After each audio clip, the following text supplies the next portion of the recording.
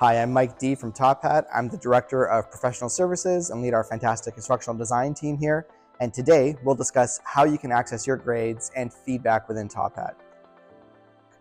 The Top Hat Gradebook records all of your grades and submissions for your course. This can include attendance, questions, discussions, quizzes, homework, and more. Start by accessing the Gradebook tab. If you don't see the gradebook in your course, don't worry. It means your instructor wants you to go to your learning management system to check your grades.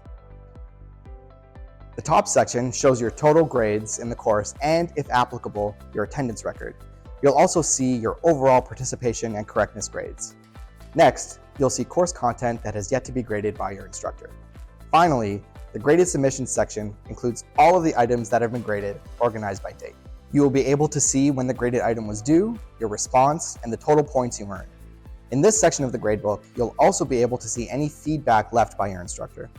Use the Show Content option to expand and view your answers within an assignment where applicable. Check your grades regularly to stay on top of course content, any feedback from your instructor, and even to identify areas you might need to review. For more information on navigating your gradebook, visit our knowledge base at support.tophat.com.